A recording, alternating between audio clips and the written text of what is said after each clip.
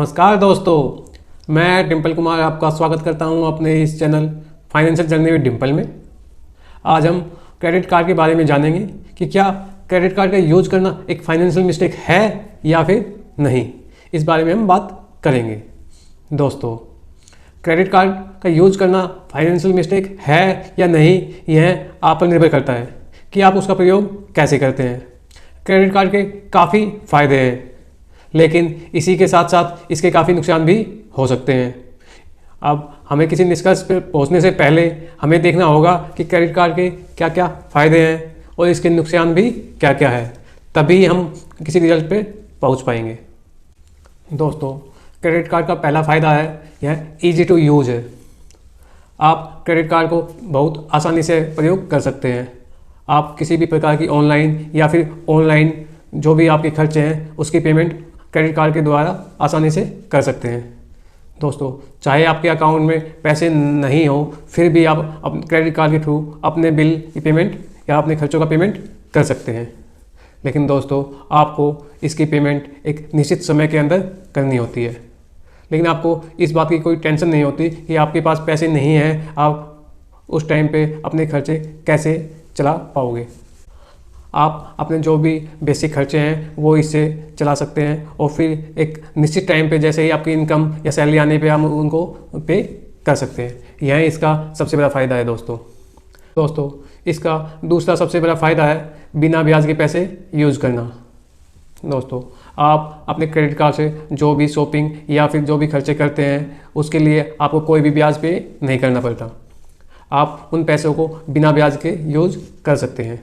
लेकिन दोस्तों, इसके लिए आपको ध्यान यह रखना होगा कि आपको यह पैसे जो भी आपका एक फिक्स टाइम होता है उसके अंदर आपको इस अपने क्रेडिट कार्ड के बिल की पेमेंट करनी होती है और आप यहाँ पर उतने ही पैसे का यूज़ कर पाओगे जितने आपकी क्रेडिट कार्ड की लिमिट है। आप उससे ज़्यादा पैसे का यूज़ नहीं कर पाओगे। दोस्तों, तीसरा फ़ायदा यह है कि क्रेडिट कार्ड से आपका सिविल स्कोर इम्प्रूव होता है। दोस्तों, यदि आप अपने क्रेडिट कार्ड का प्रयोग जिम्मेवारी से करते हैं और इसकी जो भी बिल होता है वो टाइम पे करते हैं तो इससे आपका क्रेडिट स्कोर काफ़ी अच्छा बन जाता है। दोस्तों, यदि आपको बैंक से कोई भी फाइनेंशियल बेनिफिट लेना है तो आज के टाइम में आपका सिविल स्कोर अच्छा होना बहुत ही ज़रूरी है। यदि आपका सिविल स्कोर अच्छा होता है तो बैंक आपको कम रेट पर और जल्दी से आपको वो फाइनेंशियल बेनिफिट मिलने की उम्मीद होती है। दोस्तों, अभी तक तो हमने बात करी जो इसके बेनिफिट होते हैं या क्रेडिट कार्ड के फ़ायदे होते हैं। अभी हम बात करते हैं कि इसके क्या क्या नुकसान होते हैं। दोस्तों, इसमें सबसे बड़ा नुकसान होता है इसका ब्याज। दोस्तों, अभी हमने बताया था कि इसके क्रेडिट कार्ड पर कभी भी ब्याज नहीं लगता, यह पेमेंट बिल्कुल ब्याज फ्री होती है। लेकिन दोस्तों, अगर आप इसका पेमेंट एक निश्चित समय या जो भी बिल की इस क्रेडिट कार्ड के बिल की ड्यू डेट होती है उसके बाद में अगर इसकी पेमेंट करते हैं तो आप पर काफ़ी ब्याज लगता है। यह ब्याज 3 से 3.5% मासिक होता है, ना कि सालाना।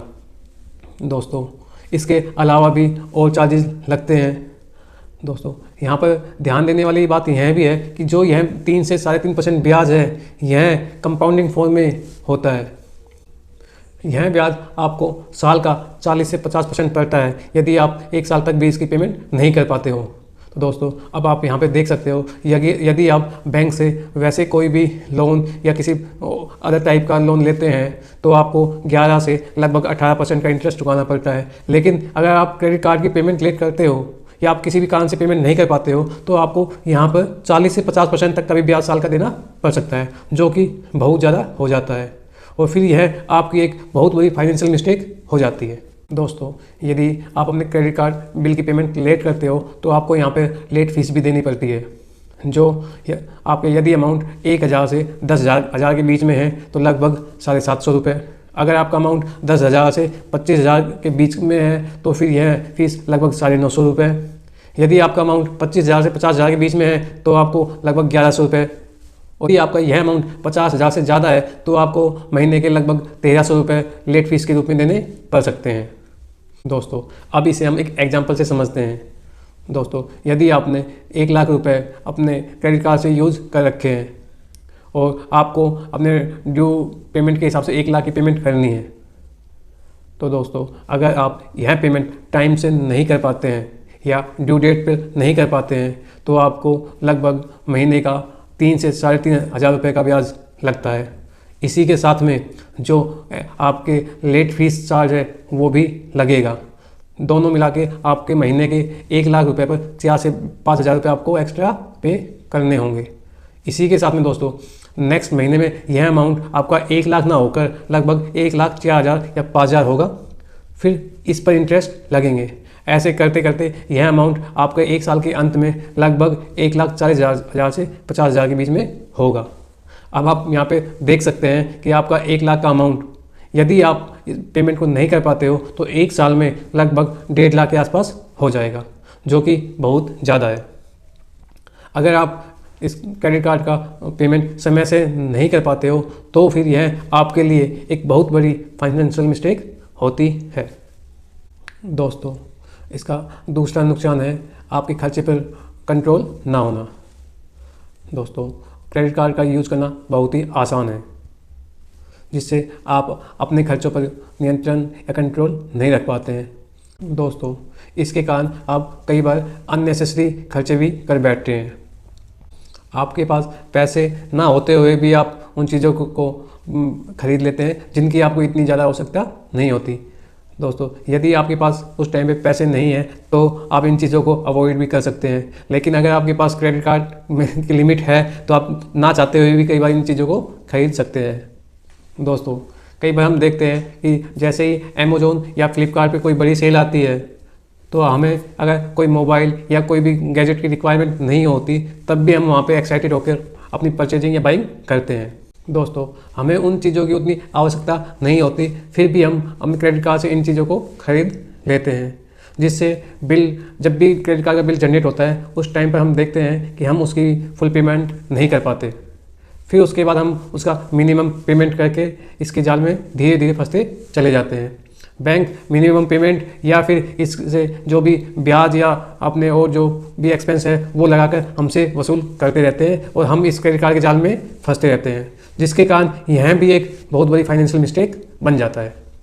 दोस्तों, इन सब को जानते हुए अब हम अपने फाइनल निष्कर्ष पर आएंगे। दोस्तों, अगर आपका क्रेडिट कार्ड का यूज समझदारी, जिम्मेदारी व समय पे पेमेंट कर सकते हैं तो यह आपके लिए एक वरदान भी साबित हो सकता है। लेकिन अगर आप अपने कार्ड का प्रयोग अच्छे से नहीं कर पाते हैं, इसकी टाइमली पेमेंट नहीं कर सकते हैं तो आपको क्रेडिट कार्ड से दूर रहना चाहिए और इसके जाल में नहीं फंसना चाहिए।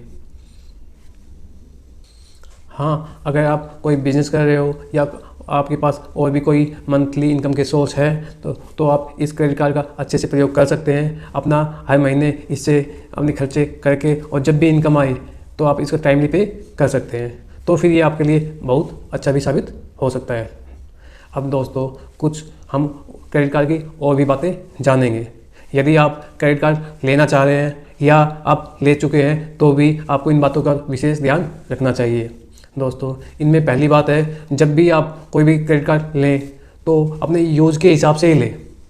आप पहले ये देखें कि आपका किस टाइप का यूज़ करना चाह रहे हैं। आपकी अमेज़ोन पे ज़्यादा शॉपिंग हो रही है या फ्लिपकार्ट पे ज़्यादा शॉपिंग हो रही है या फिर आप ऑयल का ज़्यादा यूज़ कर रहे हो कार्ड से, आप उसी कैटेगरी के हिसाब से अपना कार्ड सेलेक्ट करें।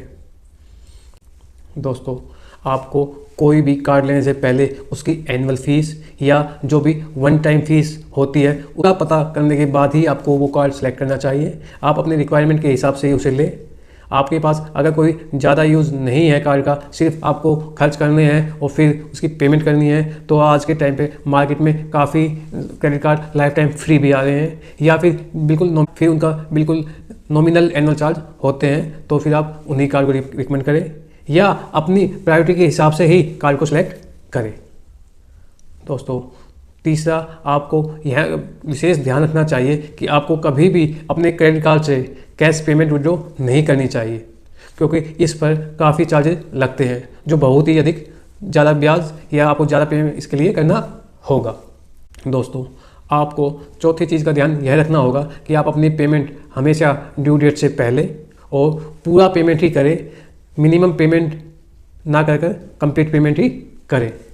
दोस्तों, आपको पांचवी चीज़ यह ध्यान रखनी चाहिए कि जब भी आप क्रेडिट कार्ड यूज़ कर रहे हैं तो आपके उसे OTP, CVV या कोई भी क्रेडिट कार्ड की डिटेल कभी भी किसी के साथ शेयर ना करें। दोस्तों, अब आप खुद डिसाइड कर सकते हो कि आपको क्रेडिट कार्ड लेना चाहिए या फिर नहीं लेना चाहिए। यह आपके लिए एक वरदान है या फिर आपके लिए एक फाइनेंशियल मिस्टेक है। आपको कभी भी दूसरों के देखा देखी क्रेडिट कार्ड नहीं लेना चाहिए कि दूसरों के पास है तो मुझे भी क्रेडिट कार्ड चाहिए। आपको अपनी लिमिट के हिसाब से, अपने फाइनेंशियल कंडीशन के हिसाब से ही कार्ड लेना चाहिए या फिर लेना है या नहीं लेना है यह डिसाइड करना चाहिए। दोस्तों, इसी प्रकार की अपनी फाइनेंशियल नॉलेज को बूस्ट करने के लिए अपने इस channel financial journey with Dimple को सब्सक्राइब करें। साथ ही अपने फैमिली मेम्बर के साथ इस वीडियो को लाइक व शेयर करें और आपके जो भी डाउट, सजेशन या फिर आप अपनी जो भी राय देना चाहें वह कमेंट करें। दोस्तों, इसी के साथ इस वीडियो को एंड करते हैं। जल्द ही एक नई वीडियो के साथ मिलेंगे। जय हिंद दोस्तों।